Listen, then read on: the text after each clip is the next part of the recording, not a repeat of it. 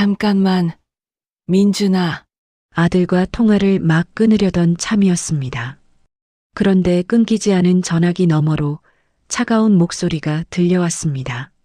안사돈의 목소리였습니다. 이제 우리 딸 인생의 자네는 침이야, 침! 알겠나? 숨이 멎는 것 같았습니다. 내 평생이 담긴 건물을 담보 잡아 저 집안 빚을 다 갚아준 게 불과 얼마 전인데, 이어서 들려오는 며느리의 사나운 목소리. 엄마 말이 맞지. 우리는 수준이 워낙 다르니까. 저는 그 자리에 얼어붙어 전화기만 붙들고 있었습니다. 그날 수화기 너머로 들려온 그 비수 같은 말들이 제 남은 인생을 통째로 뒤바꿀 줄은 꿈에도 몰랐습니다. 사연 시작 전에 무료로 할 수 있는 구독과 좋아요를 눌러주시면 제게 큰 힘이 됩니다. 불과 몇 달 전까지만 해도 저는 세상에서 가장 행복한 어미였습니다. 남편 일찍 여의고 시장 좌판에서부터 시작해 억척같이 돈을 모았습니다. 20평 남짓한 해장국집을 열고 하루에 4시간 이상 자본 적이 없었습니다. 뜨거운 뚝배기에 손이 대고 무거운 뼈다귀통에 허리가 끊어질 듯 아파도 오직 하나, 제 아들 민준이 얼굴만 보면 모든 고통이 눈 녹듯 사라졌습니다. 그렇게 악착같이 살아온 제 인생의 결정체가 바로 지금 제가 사는 이 작은 상가 건물이었습니다. 1층에는 제 해장국집이 있고 2층과 3층에서는 월세를 받습니다. 그리고 4층, 햇볕이 가장 잘 드는 곳이 바로 제가 사는 집입니다. 제 젊음과 땀이 고스란히 배어있는 이곳을 저는 떠날 수가 없었습니다. 민준이는 그런 제 마음을 아는지 참 바르고 착하게 자라주었습니다. 번듯한 대학을 나와 모두가 부러워하는 대기업에 취직했고 어여쁜 며느리 지아까지 제게 데려왔습니다. 처음 지아를 봤을 때 어찌나 싹싹하고 살갑던지 어머니 하며 따르는 모습에 딸 없는 서러움이 다 가시는 듯 했습니다. 아들 내외는 결혼 후 자신들의 보금자리에서 독립했지만 주말이면 꼭 저를 찾아와 안부를 묻고 제 해장국집 일까지 팔을 걷어붙이고 돕는 참 예쁜 아이들이었습니다. 그날도 그랬습니다. 화창한 일요일 오후 아들 내외가 환한 얼굴로 가게 문을 열고 들어섰습니다. 지아는 자기가 직접 담갔다며 예쁜 유리병에 담긴 오미자청을 내밀었습니다. 어머니, 여름 내내 땀 흘리시느라 힘드셨죠? 이거 시원하게 타드세요. 그 고운 마음씨에 저는 또 가슴이 뭉클했습니다. 잠시 가게를 맡겨두고 4층 집으로 올라와 세 식구가 나란히 앉아 제잘거리는 모습을 보고 있자니 세상에 부러울 것이 하나도 없었습니다. 어머니, 저희도 이제 슬슬 아기 가질까 봐요. 어머니께 예쁜 손주 안겨드려야죠.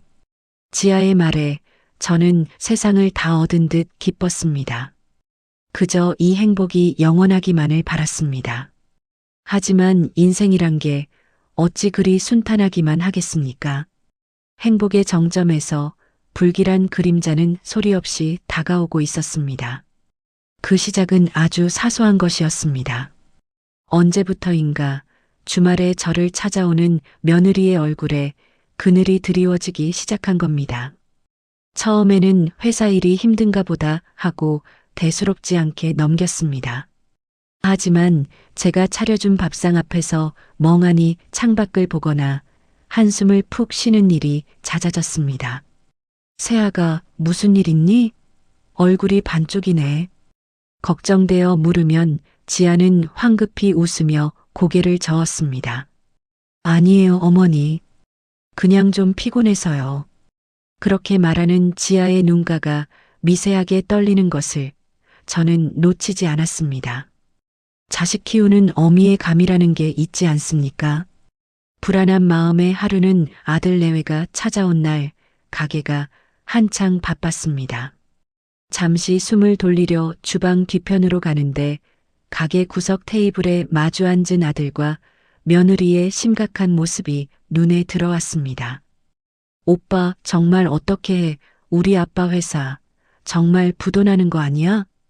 금방이라도 울음을 터뜨릴 듯한 며느리의 목소리에 아들은 며느리의 손을 잡으며 나지막이 위로했습니다. 지아야, 너무 걱정하지 마. 어떻게든 방법이 있을 거야. 장인어른도 힘내셔야지. 그 대화를 들은 순간 저는 그 자리에 얼어붙었습니다. 그동안 며느리의 어두운 얼굴과 아들의 깊은 한숨, 그 모든 조각들이 한 번에 맞춰지는 기분이었습니다. 안사돈이 얼마나 자기 남편 사업을 자랑스러워했는지, 지아가 얼마나 자기 아버지를 존경했는지 잘 알기 때문이었습니다. 그 집안의 자부심이 통째로 무너져 내릴 위기였습니다. 하지만 그때까지도 저는 그저 걱정만 할 뿐이었습니다.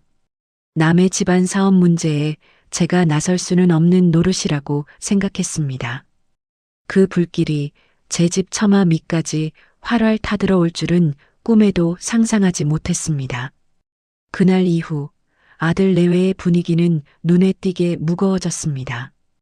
웃음기가 사라졌고 두 사람 사이에는 제가 감히 끼어들 수 없는 무거운 침묵이 흘렀습니다. 저는 애써 모른 척 주말에 찾아온 아이들에게 뜨끈한 해장국 한 그릇이라도 더 챙겨주려 애썼습니다. 하지만 밥상에 앉아 있어도 숟가락만 깨작거리는 아이들을 보니 제 속은 새카맣게 타들어갔습니다. 그러던 어느 날 밤이었습니다. 가게 정리를 하고 있는데 민준이에게서 다급한 전화가 걸려왔습니다. 어머니, 큰일 났어요. 왜 그래? 무슨 일이야? 지아가 쓰러졌어요. 저는 들고 있던 행주를 내팽개치고 택시를 잡아 병원으로 달려갔습니다. 응급실 침대에 하얗게 질린 얼굴로 누워있는 지아를 보니 가슴이 철렁 내려앉았습니다. 스트레스로 인한 과로와 영양실조라고 했습니다. 링거를 맞는 며느리의 앙상한 손목을 잡고 있는데 지아가 눈을 떴습니다.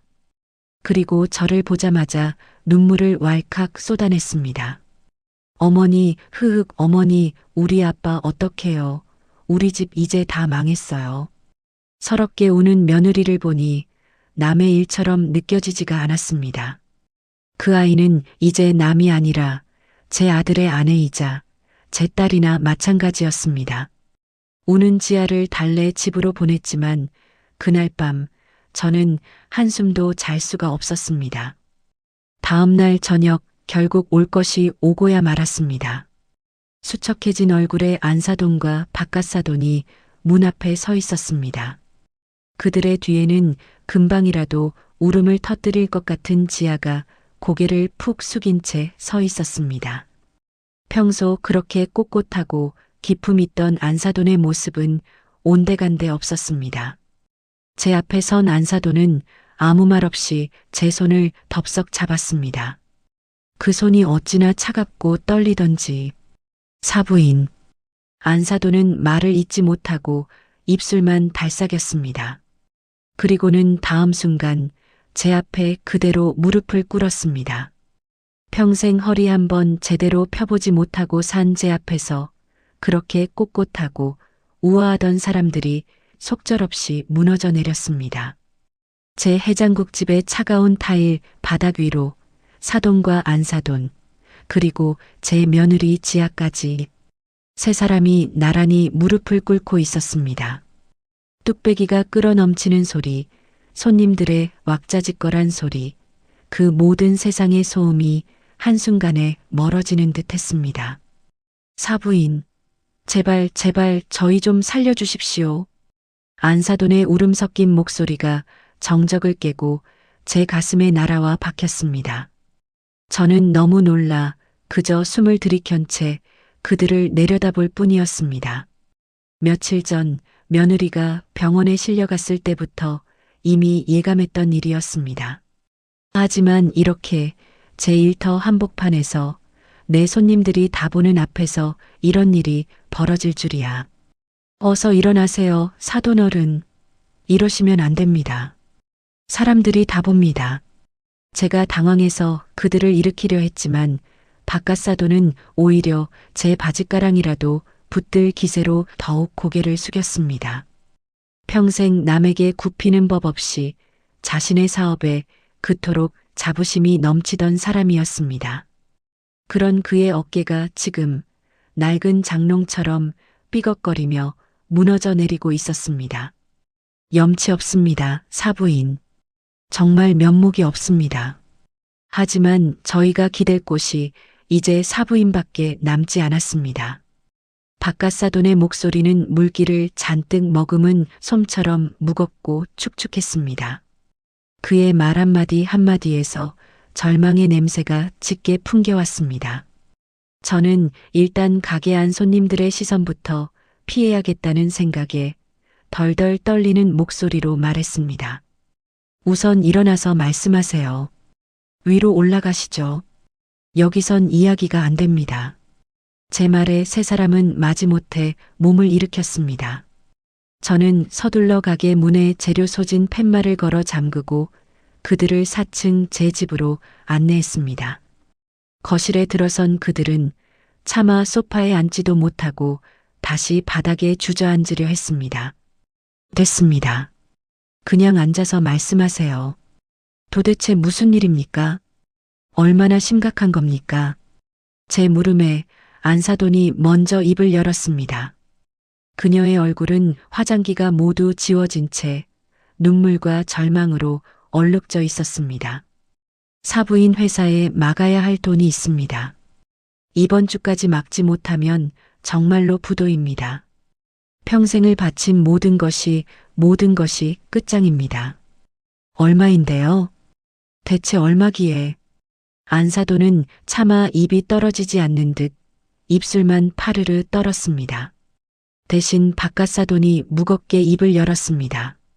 그가 내뱉은 액수는 제 귀를 의심할 만큼 거대한 것이었습니다.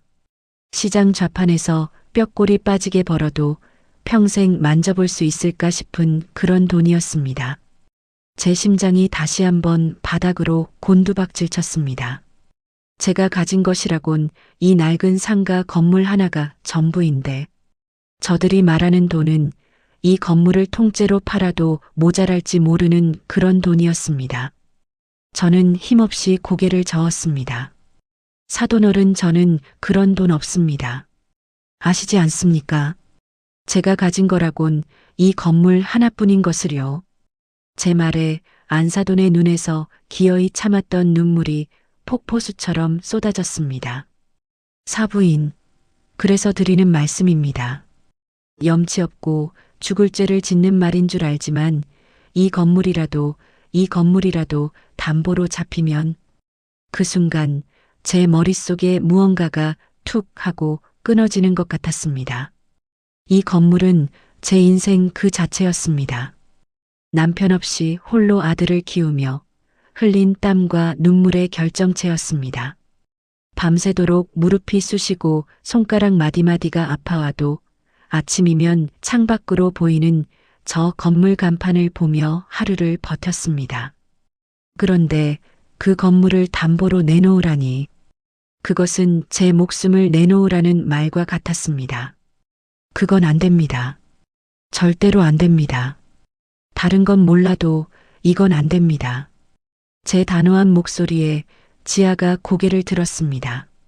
며느리의 얼굴은 핏기 하나 없이 새하얗고 퉁퉁 부은 눈은 저를 향한 원망으로 가득 차 있었습니다. 어머니, 어떻게 그런 말씀을 하세요?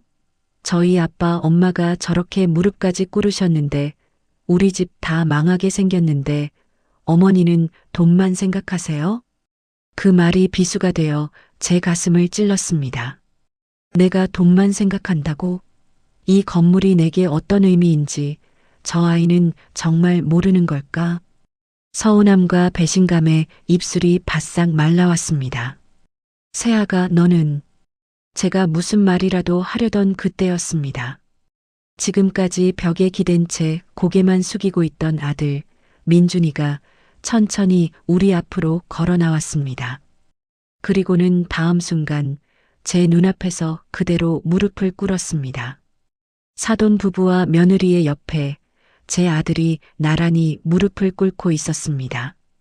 민준아, 너 지금 뭐 하는 짓이야? 당장 일어나. 소리치는 제 목소리가 처절하게 떨렸습니다. 다른 사람은 다 그래도 내 아들만큼은 이래서는 안 되는 거였습니다. 홀어머니 밑에서 기죽지 않고 살게 하려고 제가 얼마나 발버둥 치며 살아왔는데 그런 내 아들이 내 눈앞에서 무릎을 꿇다니. 어머니 죄송해요. 민준이는 고개를 들지 못한 채 바닥만 내려다보며 말했습니다. 제가 잘못했어요. 제가 지아를 만나서 저 때문에 지아가 고생하고 이제 어머니까지 힘들게 해서 정말 죄송해요. 그게 내 탓이야? 일어나. 어서. 어머니 제발 한 번만 도와주세요. 지아랑 저 이대로 끝낼 수 없어요. 장인어른 회사가 무너지면 저희 가정도 무너져요. 제가 대기업까지 그만두고 그 회사로 들어간 건 다 지아를 사랑해서 이 가정을 지키고 싶어서였어요. 어머니 제발이요. 아들의 울음 섞인 목소리에 제 심장이 갈기갈기 찢겨나가는 듯 했습니다. 그렇습니다. 제 아들은 처가를 위해 자신의 모든 것을 걸었습니다.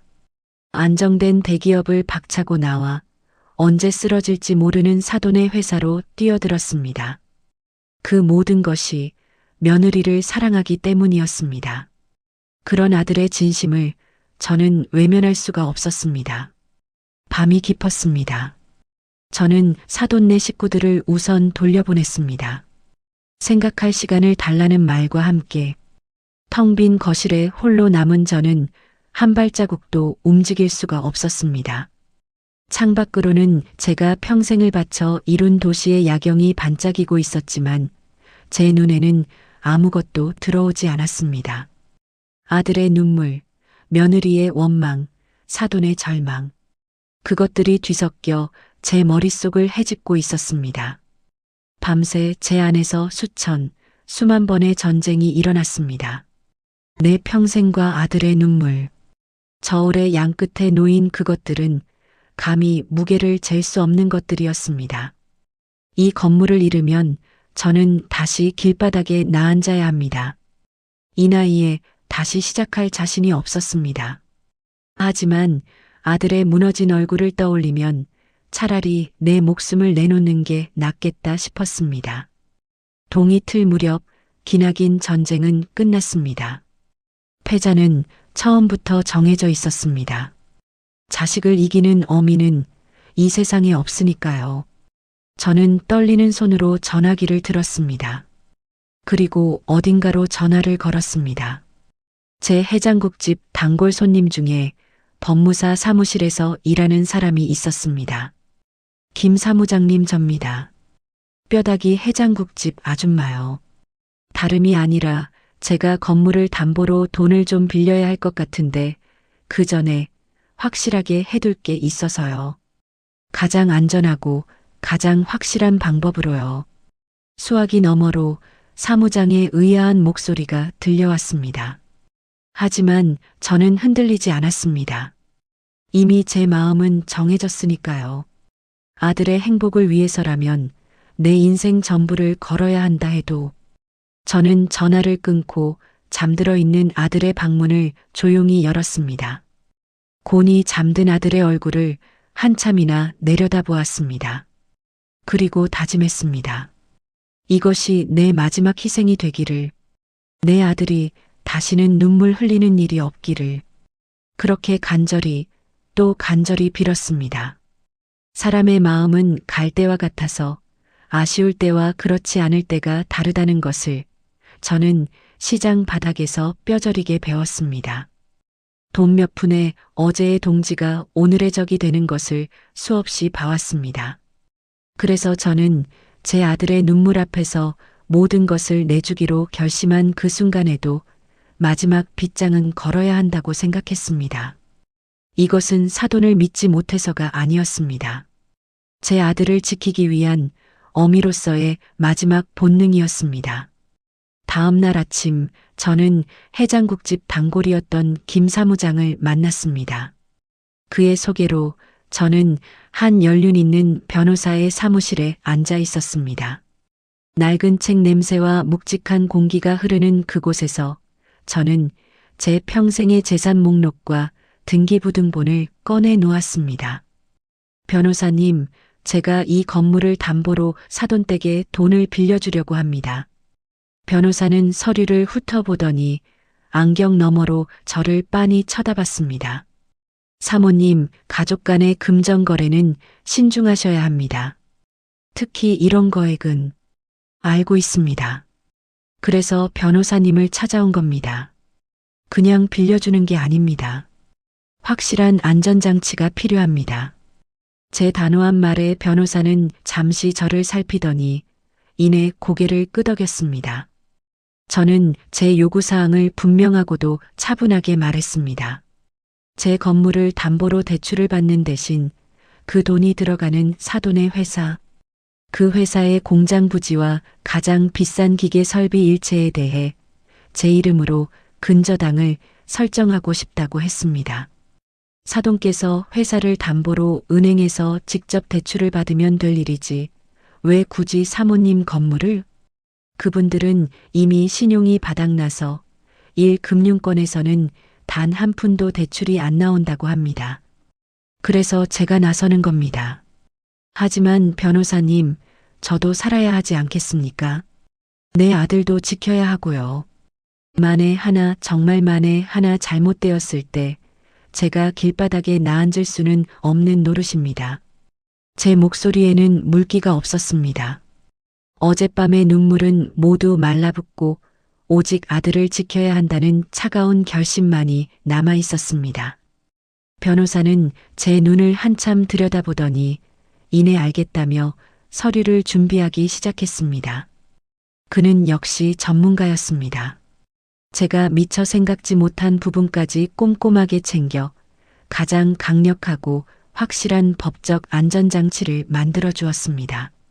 사돈이 돈을 갚지 못할 경우 제가 설정한 근저당권을 즉시 실행하여 회사의 자산을 경매에 넘기고 제 돈을 최우선으로 변제받을 수 있다는 내용이었습니다. 그날 오후 저는 서류를 들고 사돈네 식구들을 다시 만났습니다. 제 해장국집 한쪽 구석 가장 조용한 자리에 마주 앉았습니다. 그들의 얼굴에는 초조함과 기대감이 뒤섞여 있었습니다. 저는 준비한 서류를 테이블 위에 올려놓았습니다.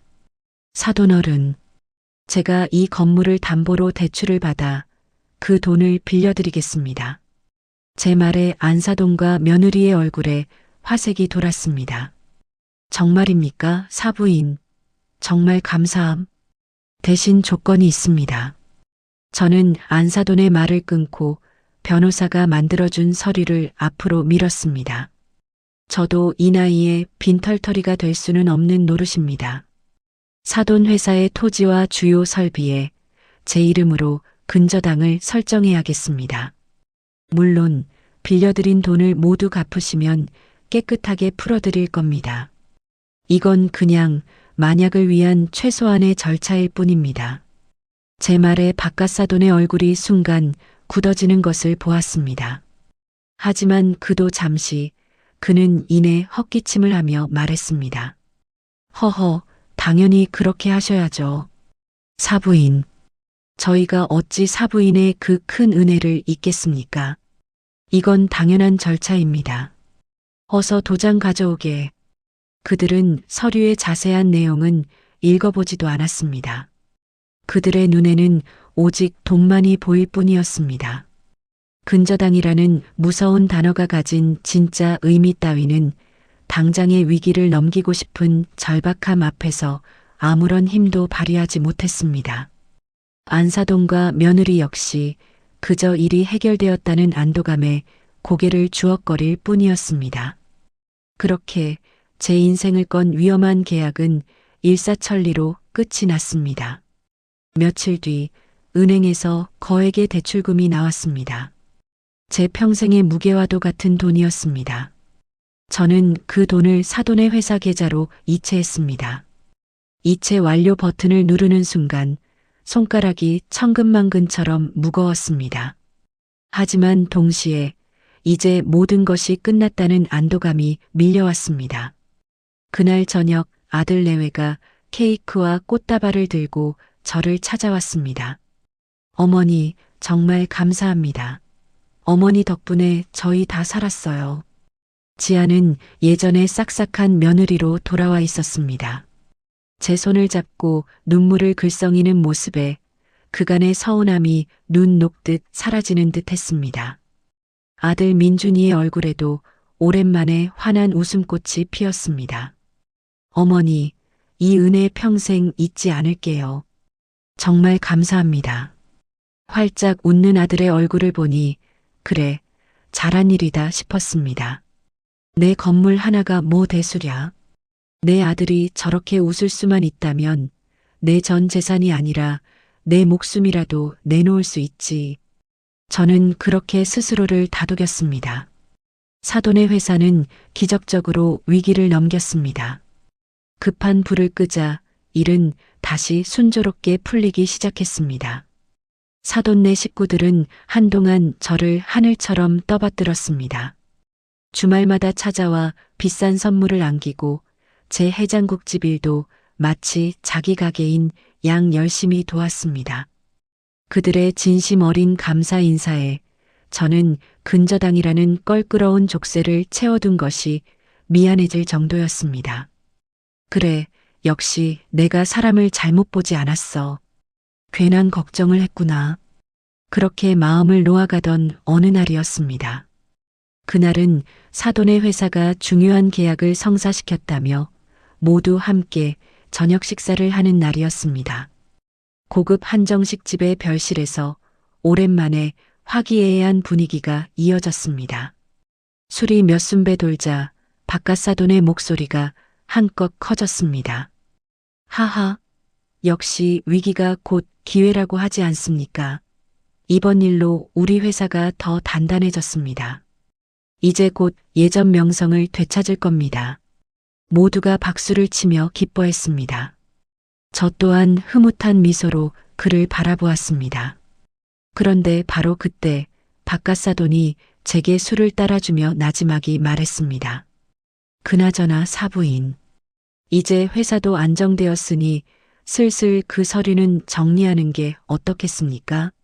보기에도 좀 그렇고 직원들 보기에도 체면이 말이 아닙니다. 그 순간 시끄럽던 식당의 모든 소음이 멎는 듯 했습니다. 제 심장이 차갑게 식어내렸습니다. 돈을 갚은 것도 아닌데 이제 겨우 한숨 돌렸을 뿐인데 벌써부터 그 족쇄를 풀어달라니. 저는 애써 미소를 지으며 대답했습니다. 물론이죠, 사돈어른. 약속한 돈만 다 갚으시면 제가 당장이라도 풀어드려야죠. 제 말에 바깥사돈은 멋쩍게 웃으며 말을 돌렸지만 저는 보았습니다. 그의 눈빛에 스쳐 지나가는 아주 잠깐의 껄끄럽고 귀찮다는 듯한 표정을, 그리고 그 옆에서 고개를 미세하게 끄덕이는 안사돈의 모습을. 그 순간 제 마음속 깊은 곳에서 아주 작고 차가운 의심의 싹이 조용히 고개를 들고 있었습니다. 맑은 물이 담긴 유리컵에 검은 잉크 한 방울이 떨어지는 것을 본 적이 있으십니까? 처음에는 아주 작은 점에 불과하지만 이내 실처럼 번져나가며 결국 투명했던 물 전체를 혼탁하게 만들어버리고 맙니다. 그날 저녁 사돈이 던진 그 말 한마디가 제 마음속에 떨어진 바로 그 잉크 한 방울이었습니다. 슬슬 그 서류는 정리하는 게 어떻겠습니까? 그 말이 며칠 동안 제 귓가를 떠나지 않았습니다. 저는 애써 그 말을 잊으려 했습니다. 술김에 한 말일 것이다. 급한 불을 끄고 나니 이제 제대로 된 경영인으로서의 체면이 신경 쓰이기 시작한 것이겠지. 그렇게 스스로를 위로했습니다. 하지만 한번 피어오른 의심의 연기는 그리 쉽게 흩어지지 않았습니다. 시간이 약이라는 말은 때로는 거짓말입니다. 시간이 흐를수록 사돈네 식구들의 태도는 제 의심이 틀리지 않았다는 것을 증명하고 있었습니다. 처음 얼마간은 저를 은인 대접하며 주말마다 찾아오던 그들의 발길이 눈에 띄게 뜸해졌습니다. 찾아올 때마다 양손 가득 들고 오던 값비싼 선물들은 어느새 성의 없는 과일 상자 하나로 바뀌어 있었습니다. 그것은 마치 갚아야 할 빚의 이자를 치르는 사람처럼 의무적이고 형식적으로 변해갔습니다. 하루는 며느리 지아에게 전화를 걸었습니다. 목소리라도 듣고 싶어서였습니다. 세아가 잘 지내니? 요새 통 얼굴 보기가 힘드네. 아, 어머니. 저희가 요즘 회사 일 때문에 정신이 없어서요. 주말에도 출근해야 할 판이에요. 예전 같았으면 어머니 보고 싶어요. 금방 갈게요. 라며 애교를 부렸을 아이였습니다. 하지만 수화기 너머로 들려오는 지아의 목소리는 사무적이고 차가웠습니다. 마치 귀찮은 전화를 받은 사람처럼요. 그래도 밥은 잘 챙겨 먹고 다녀야지. 민준이도 고생이 많겠구나. 회사 일은 좀 어떠니? 우리 아들이 도움이 많이 되고는 있니? 제가 아들 안부를 묻자 지아는 잠시 머뭇거리는 듯 했습니다. 네, 뭐 열심히 하고는 있어요. 근데 어머니, 민준 씨가 아직 회사 시스템이나 일 처리 방식에 익숙하지 않아서 아빠가 좀 힘들어 하시는 것 같더라고요. 그 순간 저는 제 귀를 의심했습니다. 익숙하지 않다니? 제 아들은 대한민국에서 내로라 하는 대기업에서 능력을 인정받던 인재였습니다. 그런 아들이 이제 막 부도 위기를 넘긴 중소기업의 시스템에 익숙하지 않다니요. 그것은 명백한 무시이자 깎아내림이었습니다. 그게 무슨 말이니, 세아가. 우리 민준이가 어떤 앤데. 어머니, 그런 뜻이 아니고요. 대기업이랑 저희 같은 중소기업은 완전히 달라요. 어머니는 사업 안 해보셔서 잘 모르시잖아요. 아무튼 저희가 알아서 잘할 테니 너무 걱정하지 마세요. 저 바빠서 이만 끊을게요. 사업 안 해보셔서 잘 모르시잖아요. 그 말이 칼날이 되어 제 가슴을 후볐습니다. 시장 바닥에서 평생을 구르며 이 건물을 올린 나에게 사업을 안 해봤다니. 뚝 하고 전화는 끊겼고 저는 한동안 멍하니 수화기만 들고 서 있어야 했습니다. 그 주 주말 아들 녀석이 혼자 저를 찾아왔습니다. 지아는 중요한 약속이 있다며 오지 않았습니다. 아들의 얼굴은 지난번보다 더 어두워져 있었습니다. 저는 애써 밝은 척 아들이 좋아하는 갈비찜을 한 상 가득 차려주었습니다. 민준아, 얼굴이 왜 이렇게 안 좋니? 회사에서 무슨 일 있어? 제 물음에 아들은 밥숟가락만 뒤적이며 한숨을 내쉬었습니다. 아니에요, 어머니. 괜찮아요. 괜찮긴 뭐가 괜찮아. 어미 눈을 속이려고. 혹시 장인어른이 너 힘들게 하시니? 제 조심스러운 질문에 아들은 결국 참았던 말을 터뜨렸습니다. 어머니, 제가 회사에서 그냥 겉돌고 있는 것 같아요. 중요한 회의에는 저를 부르지도 않고 새로 시작하는 프로젝트는 저만 빼고 다 아는 눈치예요. 제가 의견을 내도 다들 그냥 듣는 둥 마는 둥 하고요. 뭐, 그게 정말이야? 장인어른께서 제가 아직 배울 게 많다면서 당분간은 현장이나 돌면서 분위기 파악이나 하라고 하시네요. 제가 하던 일도 다른 사람에게 다 넘기셨고요. 기가 막혔습니다. 회사를 살리기 위해 제 미래를 통째로 던진 아들이었습니다. 그런 아들에게 이제 와서 배울 게 많다며 현장이나 돌라고 하다니. 그것은 명백한 좌천이자 따돌림이었습니다. 토사구팽이라는 무서운 단어가 제 머리를 스치고 지나갔습니다. 지아는 뭐라고 하니? 지아는 자기 아빠 방식이 있으니 그냥 믿고 따르래요. 자꾸 제가 불평하면 자기만 중간에서 힘들다고 하고요. 아들은 힘없이 고개를 떨궜습니다. 저는 더 이상 아무 말도 할 수가 없었습니다. 아들의 어깨를 두드려주는 것 말고는 해줄 수 있는 게 아무것도 없었습니다. 그날 밤 저는 자는 둥 마는 둥 뒤척이다. 새벽녘에야 겨우 잠이 들었습니다. 그리고 그 꿈속에서 제 건물이 와르르 무너져 내리는 악몽을 꾸었습니다. 결정적인 사건은 그로부터 얼마 지나지 않아 터졌습니다. 그날 저는 해장국에 들어갈 우거리를 사러 새벽 시장에 나갔다가 우연히 옛날 시장 동료를 만났습니다. 수다를 떨던 중 그녀가 무심코 던진 말이 제 심장을 꿰뚫었습니다. 어이, 김 사장. 사돈네 회사가 아주 잘 나가나 봐. 오늘 신문에 났던데. 주식회사 태양산업이라고 유명 호텔에서 창립 기념식이랑 신제품 발표회 연다고 아주 거창하게 하더만. 네, 창립 기념식이요? 금시초문인데. 어머, 몰랐어?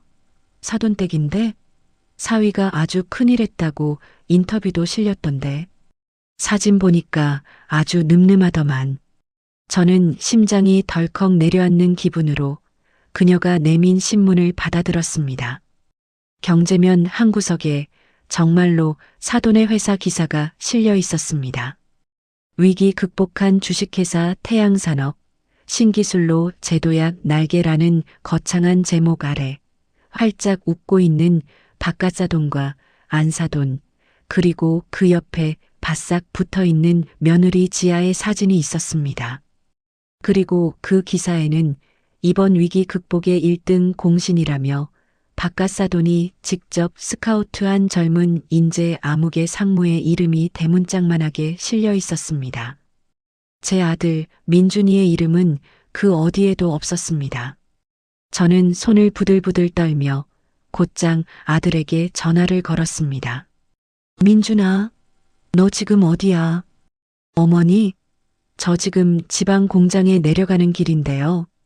장인어른께서 갑자기 급한 일이라고.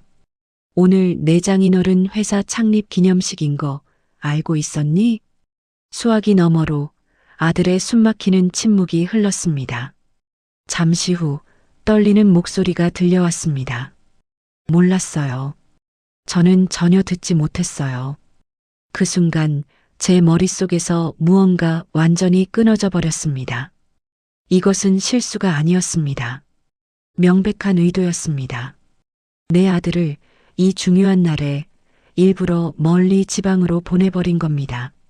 자신들의 성공 신화에서 가장 큰 공을 세운 내 아들의 존재를 완벽하게 지워버리기 위해서 저는 전화를 끊고 곧장 4층 집으로 뛰어 올라갔습니다. 그리고 장롱 가장 깊숙한 곳에서 제가 가장 아껴두었던 가장 좋은 외출복을 꺼내 입었습니다. 평생 해장국 국물이나 튀기며 살던 제 모습이 아니었습니다. 자식의 명예를 되찾기 위해 전쟁터에 나가는 장수의 심정이었습니다. 신문에 적힌 호텔 이름과 시간을 확인했습니다. 저는 택시를 잡아 타고 곧장 그곳으로 향했습니다. 화려한 샹들리에가 빛나는 호텔 연회장 입구에는 주식회사 태양산업 창립 기념식이라는 글자가 선명하게 빛나고 있었습니다. 그리고 그 앞에서 하객들을 맞이하며 활짝 웃고 있는 사돈 내외와 며느리의 모습이 보였습니다. 마치 자기들만의 축제인 것처럼 제 아들의 희생과 제 피눈물이 담긴 돈으로 차려진 위선적인 축제. 저는 차가운 분노를 삼키며 그들을 향해 한 걸음 다가갔습니다. 내 아들의 희생과 내 인생을 바친 돈이 저들의 웃음거리로 전락하는 것을 더 이상은 지켜보고만 있을 수 없었습니다. 화려한 샹들리의 불빛이 제 눈에는 마치 지옥의 유황불처럼 번들거렸습니다. 귀를 간지리는 우아한 클래식 선율은 제 아들의 비명을 삼키는 악마의 속삭임처럼 들렸습니다.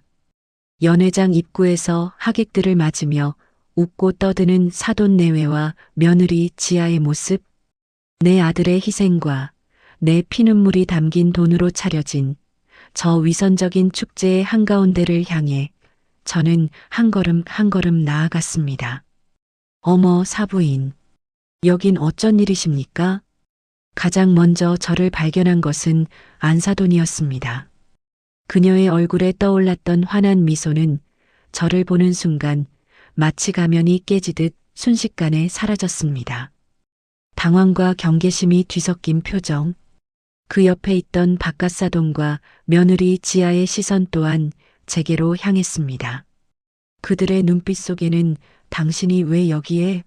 라는 노골적인 불쾌감이 담겨 있었습니다. 제가 왜 왔는지 정말 모르셔서 물으십니까? 안사돈?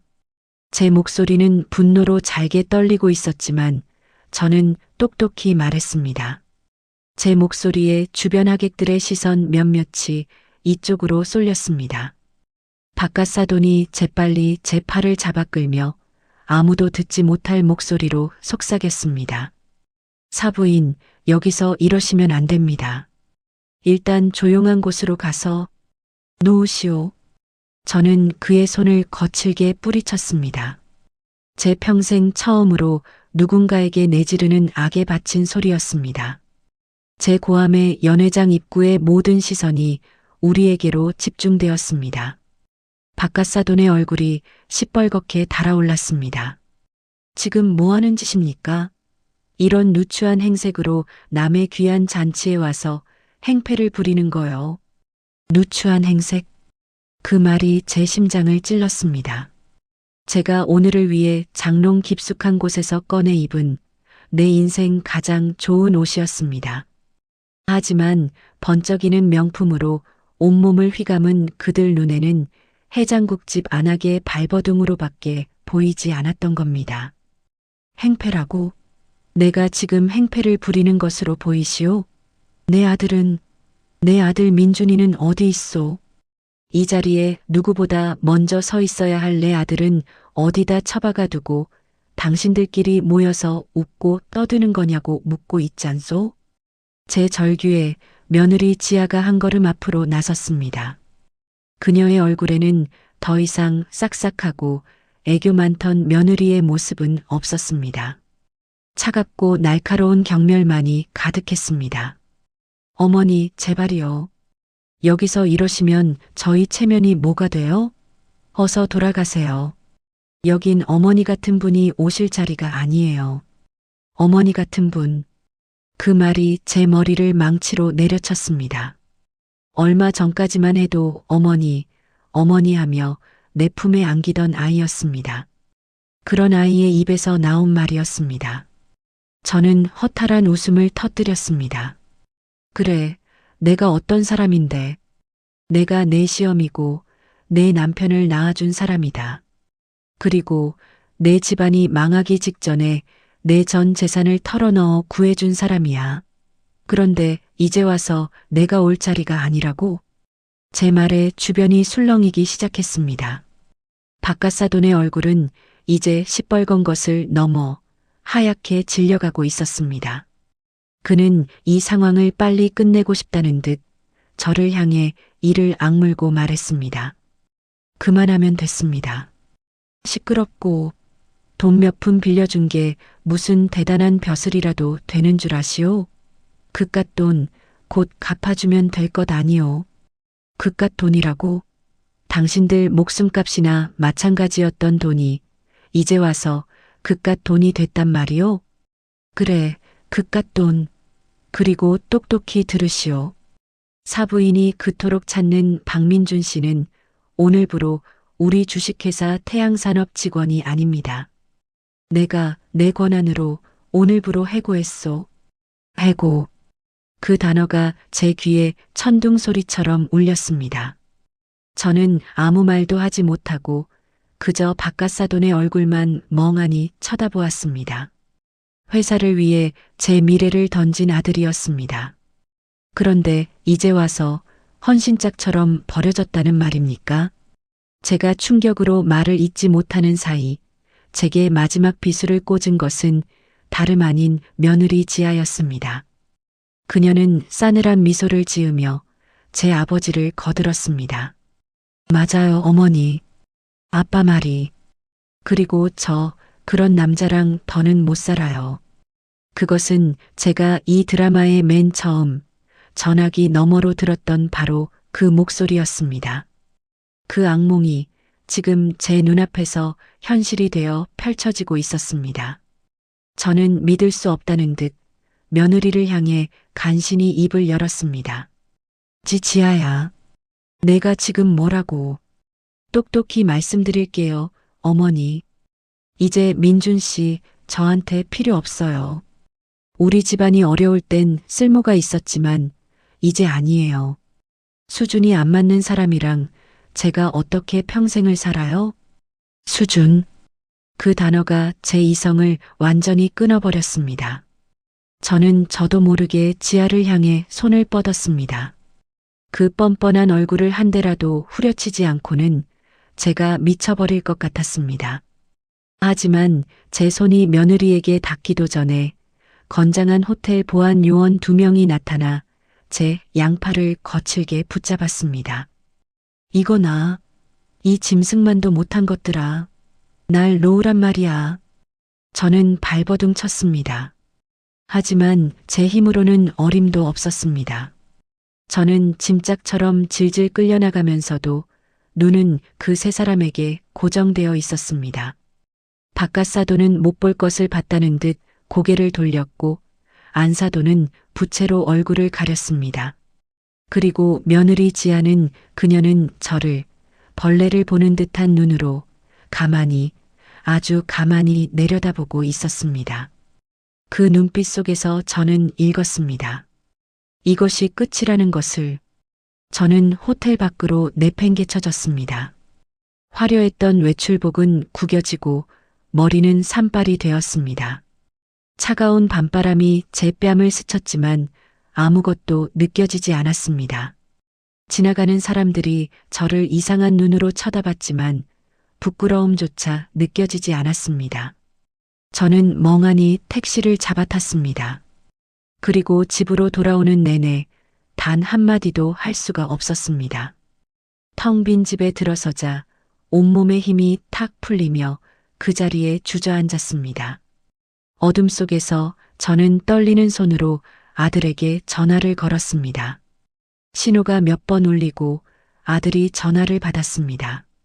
그 목소리는 이상할 만큼 차분했습니다. 어머니, 민준아 너 괜찮니? 조금 전에 장인어른께 전화 왔었어요. 해고 통보라고 하시네요. 그리고 지아한테서는 이혼 서류 보내겠다는 문자 받았고요. 아들은 담담하게 말했습니다. 하지만 그 담담함이 제 가슴을 더 후벼 팠습니다. 얼마나 큰 충격을 받으면 사람이 저렇게 될 수 있을까? 민준아 내 아들 미안하다. 이 어미가 미안해. 저는 전화기를 붙들고 오열했습니다. 내 잘못된 판단 하나가 내 아들의 인생을 송두리째 망가뜨려 버렸습니다. 수화기 너머로 아들의 숨죽인 흐느낌이 들려왔습니다. 세상이 무너져 내린다는 것은 이런 것이었습니다. 내 평생을 바쳐 쌓아 올린 모든 것이 한순간에 먼지가 되어 사라졌습니다. 남은 것은 텅 빈 내 건물과 찢겨나간 아들의 심장, 그리고 이제 곧 저를 옥죄어 올 감당할 수 없는 거대한 빚더미 뿐이었습니다. 어둠 속에서 저는 그렇게 한없이 무너져 내렸습니다. 사람은 얼마나 울어야 눈물이 바닥나게 될까요? 그날 밤 나는 내가 평생 흘릴 눈물을 한 번에 다 쏟아낸 것만 같았습니다. 방 한 구석, 낡은 해장국집 간판 불빛조차 꺼진 새벽. 아무리 울고 아무리 몸부림쳐도 슬픔은 가실 줄을 몰랐습니다. 제 몸 어디에도 힘이 남지 않은 채 나는 바닥에 엎드려 꺾인 풀잎처럼 웅크리고 있었습니다. 그러다 이상하게 어느 순간 울음마저 멎었습니다. 목이 텅 비고 눈이 말라붙고 심장은 시린 돌덩이처럼 딱딱하게 식어갔습니다. 내 모든 감정이 바싹 얼어붙은 밤처럼 차가워지고 있었습니다. 아침 해가 떴을 때 나는 이미 다른 사람이 되어 있었습니다. 얼굴에 남은 눈물 자국만 빼면 속에는 더 이상 흐느낌이 남아있지 않았습니다. 그저 마음 한가운데 흔들림 없는 단단한 무언가가 자리 잡고 있었을 뿐입니다. 아들은 밤새 잠을 이루지 못했는지 떡진 머리로 내 집에 찾아와 마루 구석에 주저앉아 있었습니다. 웬일인지 녀석은 더 이상 울지 않았습니다. 대신 깊게 가라앉은 검은 그림자 같은 침묵이 아들의 얼굴을 덮고 있었습니다. 아들을 옆에 앉혔습니다.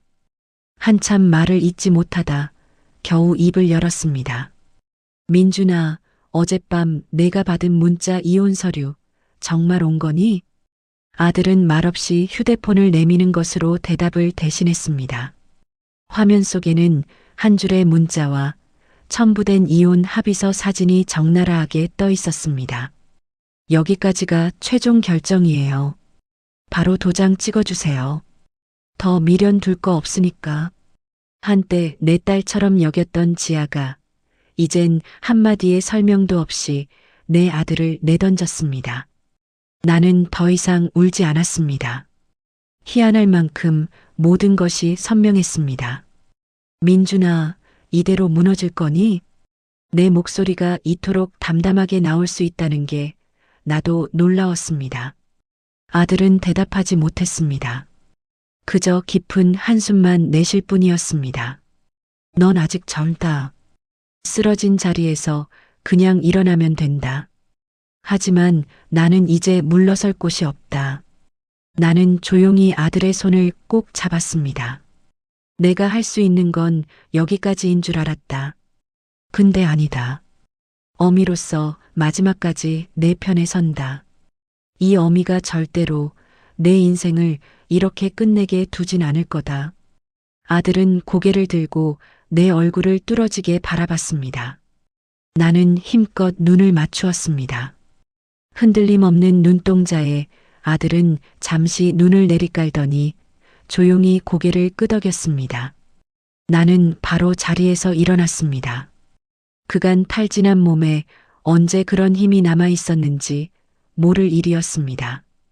탁한 아침 햇살을 맞으며 나는 동네 변호사 사무실로 향했습니다. 변호사의 이름은 오 변호사였습니다.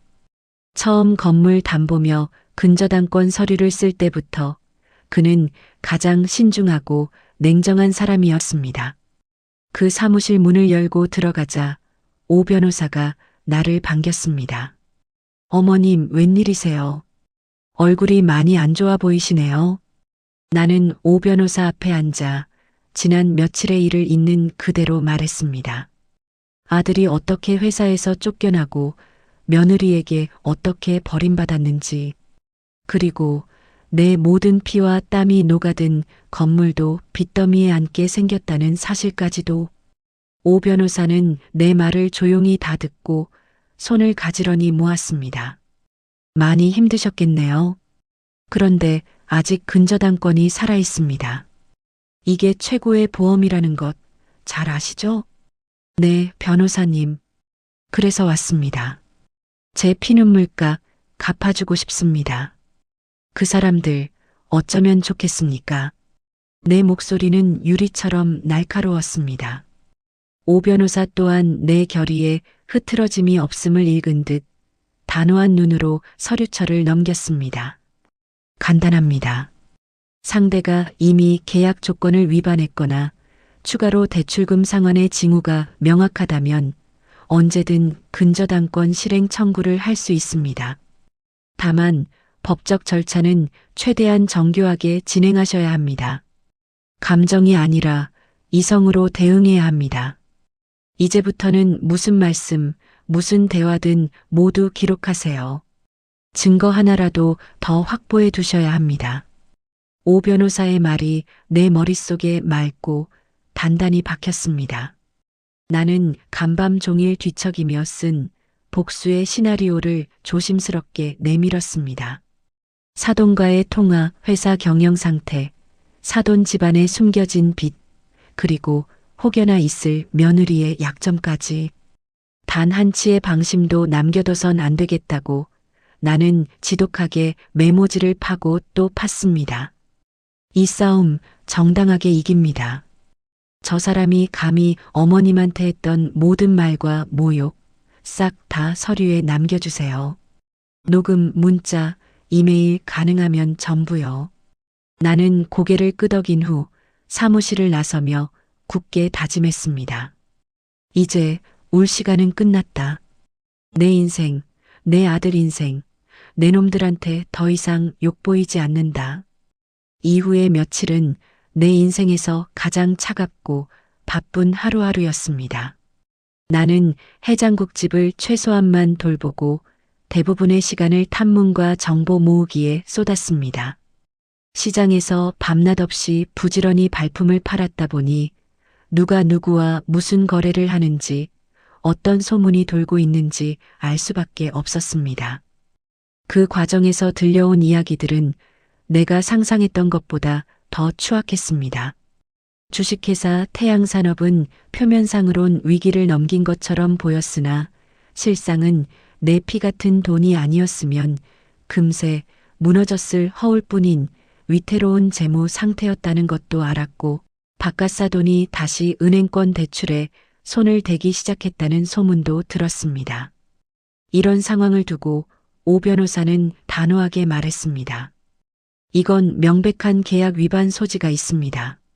그리고 추가 담보 요청이나 탈법적 자산 이전을 시도하면 그것만으로도 소송에서 압도적으로 유리해집니다. 나는 밤마다 사돈에게 정중을 가장한 문자와 통화를 보냈습니다. 돈 상환 계획서, 회사 재무 내역 문의, 내 이름이 들어간 근저당물의 이동 기록까지. 사돈은 점점 더 답을 회피했고 며느리 역시 연락을 일절 받지 않았습니다.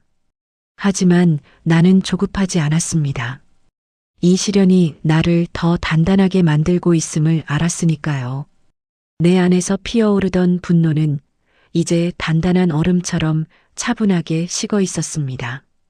밤이 깊어지면 아들은 여전히 무기력하게 소파에 웅크리고 있었습니다. 하지만 나는 아들에게 말했습니다. 민준아, 어미가 누구냐? 지켜보다가 기회가 오면 살점이라도 물어뜯는다. 우리가 인간 대접 못 받고 버려지는 순간 그 값 내가 다 받아낼 거다. 아들은 처음엔 나를 의심의 눈으로 바라봤지만 내 말에 힘을 얻은 듯 조용히 고개를 끄덕였습니다. 나는 다시 서류를 꺼내 들었습니다. 계약서, 녹취, 증언, 증거. 내 인생의 모든 악착 같음과 집념을 한데 모아 무너진 우리 인생의 마지막 반격을 준비했습니다.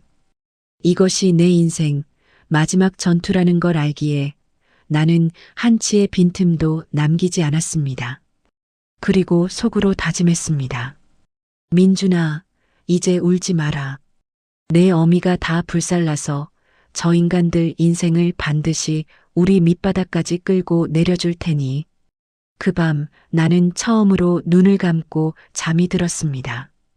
울지 않고 한 방울 눈물도 흘리지 않고 차갑게 또 단단하게 다음 전장을 기다리며. 사냥꾼은 섣불리 움직이지 않습니다. 먹잇감이 제 함정 안으로 완전히 들어와 목에 밧줄이 걸리는 그 순간까지 숨을 죽이고 기다릴 뿐입니다. 저는 지난 몇 주간 그런 사냥꾼의 심정으로 살았습니다. 그리고 마침내 그들이 제 함정 가장 깊숙한 곳으로 제 발로 걸어 들어왔습니다. 계기는 오 변호사에게서 걸려온 한 통의 전화였습니다. 어머님, 드디어 꼬리가 잡혔습니다. 주식회사 태양산업의 최만식 사장이 우리가 근저당을 설정해둔 공장 부지를 다른 업체에 몰래 매각하려는 정황이 포착되었습니다. 계약금까지 오고 간 모양입니다. 이건 명백한 사기이자 배임 행위입니다. 지금이 칼을 뽑을 때입니다. 저는 전화기를 내려놓고 창밖을 보았습니다. 구준비가 내리고 있었습니다. 마치 곧 벌어질 그들의 피눈물을 예고하는 것처럼 저는 더 이상 망설이지 않았습니다. 오 변호사의 사무실에 다시 앉았을 때 제 손은 더 이상 떨리지 않았습니다. 시작하시죠. 제 말에 오 변호사는 기다렸다는 듯 법원에 제출할 서류 더미를 제 앞으로 내밀었습니다. 근저당권 즉시 실행 신청서. 그 서류의 맨 끝에 저는 제 이름을 쓰고 제 평생의 무게가 담긴 도장을 찍었습니다. 꾹 하고 찍히는 붉은 인주의 감촉이 마치 그들의 명주를 끊는 소리처럼 선명하게 느껴졌습니다. 그로부터 이틀 뒤 심판의 날이 밝았습니다. 저는 그날 제 해장국집에 앉아 있었습니다. 가게 안은 점심을 먹으러 온 손님들로 왁자지껄했습니다. 하지만 제 귀에는 아무 소리도 들리지 않았습니다. 제 모든 신경은 지금 이 시간 주식회사 태양산업에서 벌어지고 있을 그 광경에 집중되어 있었습니다. 상상이 현실이 되는 데에는 그리 오랜 시간이 걸리지 않았습니다. 오후 2시가 조금 넘었을 무렵 번쩍이는 외제차를 타고 골프장으로 향하던 박갓사돈 최만식의 휴대폰이 불이 나게 울리기 시작했습니다. 최 사장님, 큰일 났습니다. 법원에서 사람들이 나왔습니다. 뭐, 법원이라니 그게 무슨 소리야. 공장에 빨간 딱지가 붙고 있습니다. 모든 기계 전원을 내리라고 합니다. 박갓사돈은 골프채를 든 채로 그 자리에 얼어붙었을 겁니다. 그의 머릿속에 그가 그깟 서류라며 무시했던 먼지 쌓인 계약서 한 장이 번개처럼 스쳐 지나갔을 겁니다. 같은 시간 주식회사 태양산업 공장 안은 아수라장이었습니다. 법원 집행관들이 들이닥쳐 공장 정문에 압류라고 적힌 거대한 공고문을 붙였습니다. 기계 소리로 시끄럽던 공장 내부는 순식간에 정막에 휩싸였습니다. 직원들은 모두 하던 일을 멈추고 어리둥절한 표정으로 그 광경을 지켜보고 있었습니다. 본 법원은 채권자 김현숙 씨의 신청에 따라 채무자 주식회사 태양산업 소유의 아래 자산에 대한 압류를 집행한다. 집행관의 우렁찬 목소리와 함께 빨간 딱지라고 불리는 압류물 표목이 공장의 심장과도 같은 기계들 위로, 사무실 집기 위로, 심지어 사장실 문 위로 자비 없이, 인정사정 없이 착, 착 소리를 내며 달라붙었습니다. 한때는 수십억을 호가하던 그 기계들은 이제 그저 고철 덩어리나 다름없는 신세가 되었습니다. 백화점에서 쇼핑을 하던 안사돈과 며느리 지아도 비명 같은 전화를 받았을 겁니다. 그들의 손에 들려있던 명품 쇼핑백들이 힘없이 바닥으로 떨어졌을 겁니다. 제가 예상했던 그대로였습니다. 그들은 곧 제게 달려올 것이었습니다. 제가 있는 이곳 해장국집으로. 저는 아무렇지 않은 척 손님에게 깍두기 그릇을 내어주며 그들을 기다렸습니다. 얼마나 지났을까? 가게 문이 거칠게 열리며 세 사람이 뛰어들어왔습니다. 헝클어진 머리에 박갓사돈, 넋이 나간 얼굴에 안사돈, 그리고 하얗게 질린 며느리 지아. 그들의 모습은 며칠 전 호텔 연회장에서 보았던 그 화려하고 오만했던 모습과는 거리가 멀었습니다. 마치 지옥에서 막 기어나온 폐잔병들의 모습이었습니다. 사부인, 박갓사돈이 짐승처럼 울부짖으며 제게 달려왔습니다. 하지만 제가 앉은 테이블에 닿기도 전에 그는 다리에 힘이 풀린 듯 그 자리에 풀썩 주저앉았습니다. 그리고 이내 제 앞에서 무릎을 꿇었습니다. 안사돈과 지아 역시 그 뒤를 따라 무너져 내렸습니다. 두 번째였습니다. 그들이 제 앞에서 무릎을 꿇은 것은, 하지만 이번에는 달랐습니다. 처음에는 연기였지만 지금은 현실이었습니다. 사부인, 이게 무슨 짓입니까? 어떻게 우리한테 이럴 수가 있습니까? 박갓사돈이 눈물 콧물을 쏟으며 악을 썼습니다. 저는 끓고 있던 해장국 뚝배기를 내려놓고 천천히 자리에서 일어났습니다. 그리고 그들 앞에 서서 차갑게 내려다보았습니다. 내가 무슨 짓을 했소? 나는 내 돈을 받겠다고 했을 뿐인데 내 돈으로 당신들 목숨을 살려줬더니 돌아온 건 내 아들을 길바닥에 나앉게 한 배신 아니었어? 제 말에 안사돈이 기어오는 소리로 애원했습니다. 사부인 잘못했습니다. 저희가 다 잘못했습니다. 제발 이것만은 거두어 주십시오. 회사가 멈추면 저희는 정말로 끝입니다. 그때 제 눈에 며느리 지아의 모습이 들어왔습니다. 그녀는 고개를 숙인 채 쥐 죽은 듯이 떨고만 있었습니다. 저는 지아를 향해 한 걸음 다가갔습니다. 세아가 아니지. 이제 지아 씨라고 불러야 하나? 제 목소리에 지아가 화들짝 놀라며 고개를 들었습니다. 눈물로 범벅이 된 얼굴. 고개 들어봐. 내 눈 똑바로 쳐다보고 말해봐. 내가 그랬지. 수준이 달라서 내 아들이랑은 더는 못 살겠다고. 지금 보니 정말 수준이 다르긴 다르구나. 나는 내들처럼 은혜를 원수로 갚는 짓은 안 하고 사니까. 제가시 돋친 말에 지아는 어머니 제가 잘못했어요 라며 울음을 터뜨렸습니다. 하지만 저는 더 이상 속지 않았습니다. 저는 다시 바깥사돈을 내려다보았습니다. 당신은 그랬지. 돈 몇 푼 빌려준 게 벼슬이냐고. 그깟 돈 금방 갚아주면 될 것 아니냐고. 그래, 그깟 돈. 이제 당신 목숨값보다 비싸진 그깟 돈 한번 갚아보시지. 당신 평생을 바쳤다는 그 회사가 이제 통째로 내 손에 들어오게 생겼는데 기분이 어떠시오?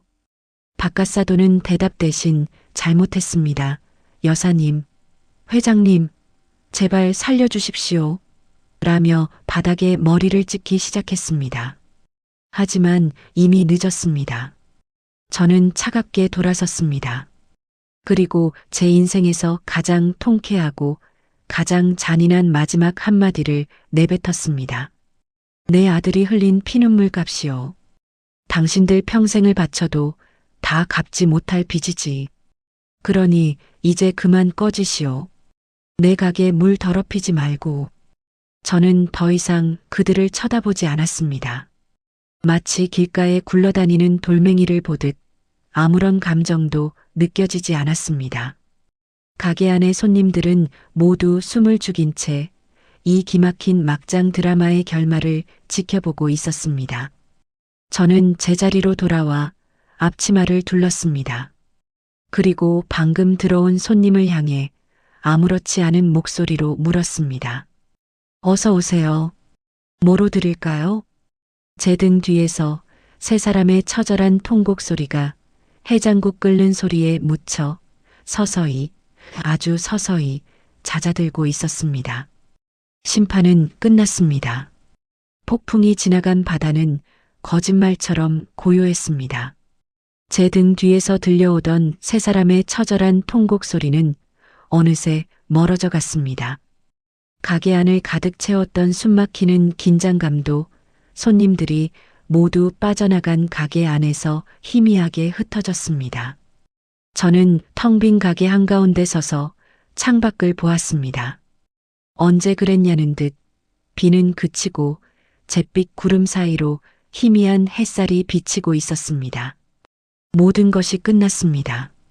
하지만 이상하게도 가슴속이 후련하지만은 않았습니다. 통쾌함 뒤에 찾아온 것은 깊고 서늘한 허무함이었습니다. 평생을 바쳐 지키고 싶었던 것도 죽을 힘을 다해 파멸시키고 싶었던 것도 결국은 모두 사람 때문이었는데 그 모든 관계가 산산조각 난 자리에 저는 홀로 서 있었습니다. 그때였습니다. 4층 집으로 올라가는 계단에서 아들 민준이가 천천히 내려왔습니다. 제 가게에서 벌어진 모든 소동을 위에서 다 듣고 있었던 모양입니다. 아들의 얼굴은 제가 지금껏 한 번도 본 적 없는 표정이었습니다. 슬픔도 절망도 아니었습니다. 그저 깊은 상처를 딛고 일어선 사람의 단단하고 고요한 얼굴이었습니다. 어머니, 아들은 제 앞에 서서 아무 말 없이 저를 가만히 내려다보았습니다. 그리고는 제 거친 손을 두 손으로 꼭 잡았습니다. 다 들었습니다. 죄송합니다, 어머니. 저 때문에 어머니가 독한 사람이 되게 만들어서 죄송합니다. 아들의 말에 제 심장이 쿵 하고 내려앉았습니다. 저는 아들의 눈을 바라보며 힘겹게 입을 열었습니다. 아니다, 민준아. 어미는 원래 독한 법이다. 내 새끼를 지키기 위해서라면 악마라도 될 수 있는 게 어미야. 그러니 너는 죄책감 같은 거 갖지 마라. 아들은 제 말에 대답 대신 제 손을 잡은 채로 그 자리에 무릎을 꿇었습니다. 제가 기겁하며 아들을 일으키려 했지만 아들은 꿈쩍도 하지 않았습니다. 어머니, 저 오늘부로 다시 태어나겠습니다. 어머니가 제게 주신 이 두 번째 인생, 다시는 부끄럽지 않게 살겠습니다. 저 이제 더 이상 무너지지 않을 겁니다. 그러니 어머니도 이제 그만 그 무거운 짐을 내려놓으세요. 아들은 제 손등에 얼굴을 묻었습니다.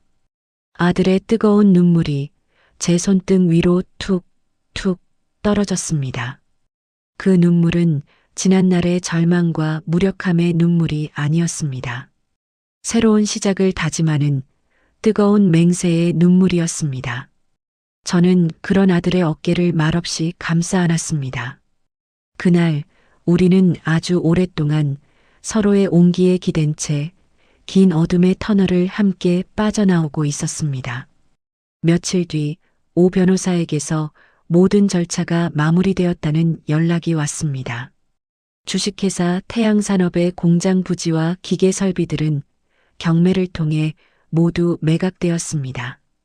제가 빌려주었던 원금과 제 건물을 담보로 얻었던 대출의 이자, 그리고 그동안의 모든 법적 비용을 제하고도 제 손에는 상당한 액수의 돈이 남았습니다. 그것은 법원이 인정한 제가 받은 정신적, 물질적 피해에 대한 손해배상금이었습니다. 사돈네 식구들은 그야말로 알거지가 되었습니다. 그들이 살던 호화로운 집도 번쩍이던 외제차도 모두 사라졌습니다. 남은 것은 제게 빌렸던 돈보다 훨씬 더 불어난 새로운 빚더미뿐이었습니다. 그들은 제 눈앞에서 완전히 그리고 영원히 사라졌습니다. 저는 그 돈을 찾아 아들 앞에 내밀었습니다. 민준아, 이 돈 받아라. 아들은 기겁하며 손사래를 쳤습니다. 어머니, 제가 어떻게 이 돈을 받아요? 이건 어머니 돈이잖아요. 내 돈 아니다. 이건 내 눈물 값이고 내가 잃어버린 시간 값이다. 그러니 이건 내 돈이야. 저는 아들의 손에 통장을 억지로 쥐어주었습니다. 이 돈으로 다시 시작해라. 크고 화려하지 않아도 괜찮다. 작고 보잘것 없어도 괜찮아. 대신 정직하게 내 땀으로 내 힘으로 일어서는 모습을 보여다오. 그게 이 어미의 마지막 소원이다. 아들은 한참 동안 통장을 내려다보더니 이내 결심한 듯 고개를 들었습니다.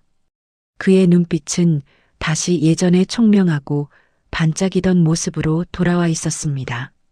그로부터 몇 달 후, 도시의 한적한 변두리 작은 사무실 건물 앞에 저와 아들이 나란히 서 있었습니다. 건물 벽에는 하얀색 간판이 새로 걸리고 있었습니다. 해밀 상사. 해밀은 비가 온 뒤에 맑게 갠 하늘을 뜻하는 순우리말이라고 했습니다.